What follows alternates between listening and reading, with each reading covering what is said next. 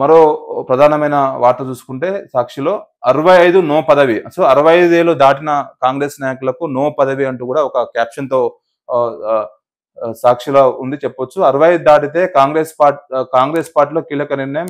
PCC ప్రక్షాళన road map. రాష్ట్ర కార్యవర్గం నుంచి గ్రామ స్థాయి వరకు మార్పులు.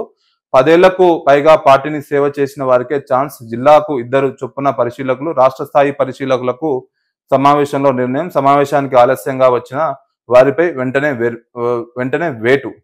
సో గ్రామ బ్లాక్ స్థాయి పదవుల్లో యువతకు ప్రాధాన్యత. సో 65 ఏళ్ళు దాటిన వారికి ఇక కాంగ్రెస్ పార్టీలో పదవులు నో ఛాన్స్ అంటూ ఒక క్లారిటీగా మనం ఒక వార్త చూడొచ్చు. 65 ఏళ్ళు అంటే చాలా మంది ఆశావాహులు ఉంటారు. కేవలం పార్టీ అధికారంలోకి వచ్చిన తర్వాత కొంతమంది వేరే పార్టీలను జాయిన్ అయ్యి పదవులు పొందుతూ ఉంటారు. గ్రామ స్థాయిలో కానీ, మండల స్థాయి, జిల్లా స్థాయి, రాష్ట్ర స్థాయిలో పదవులు పొందుతూ ఉంటారు. సో అలాంటి వారికి ఒక హెచ్చరిక అని చెప్పుకోవచ్చు. అలాంటి వారికి నో ఛాన్స్ ఇక పదవులు.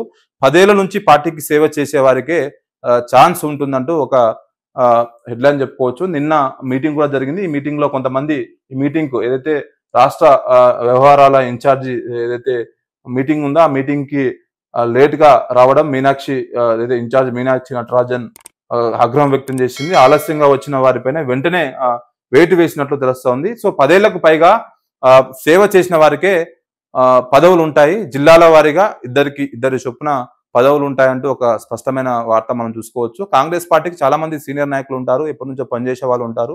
కానీ పారాషూట్లు ఎవరైతే పార్టీ నుంచి మారుతారో అంటే బీఆర్ఎస్ నుంచి కానీ బీజేపీ నుంచి వచ్చిన నాయకులు, ఇతర పార్టీ నుంచి వచ్చిన నాయకులకు ఎక్కువగా పదవులు వస్తున్నాయంటూ సొంత పార్టీలోనే అంటే కాంగ్రెస్ పార్టీలోనే అసంతృప్తి ఉంది.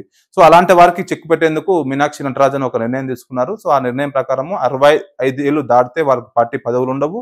అదేవిధంగా ఇంట్లో 2-3 ఉంటే వాళ్ళకు కూడా ఒకరికి ఛాన్స్ ఉంటుంది తప్ప అందరికీ పదవులు ఉంటాయంటూ ఒక స్పష్టమైన వార్త చూసుకోవచ్చు. అదేవిధంగా ఖచ్చితంగా పార్టీకి లాయల్ గా ఉండి 10 సంవత్సరాల పాటు పార్టీ కోసం పనిచేస్తున్న వారు, పార్టీని అధికారంలోకి తీసుకొచ్చిన గ్రామీణ స్థాయి కార్యకర్తల నుంచి జిల్లా స్థాయి, మండల స్థాయి కార్యకర్తలను అయితే దీన్ని అందుబాటులోకి తీసుకొని వారికి పదవులు ఇస్తామంటూ కాంగ్రెస్ పార్టీ డిసైడ్ అయింది. అందులో భాగంగానే ప్రక్షాళన మొదలుపెట్టింది. సో మరి చూడాలి, రాబోయే కాలంలో ఇంకా కేబినెట్ కూర్పు ఉంది. అదేవిధంగా డిసిసిల నియామకం ఉంది. జిల్లా, మండల స్థాయి, గ్రామీణ స్థాయి, బూత్ స్థాయి వరకు పార్టీ బలోపేతానికి నియామకాలు జరగాల్సి ఉంది. సో వాటన్నిటిని ఎలా భర్తీ చేస్తారో మనం వేచి చూడాల్సిన అవసరం ఉంది. ఇది ఒక సాక్షిలో ప్రధానమైన వార్తల్లో ఇది కూడా ఒకటి.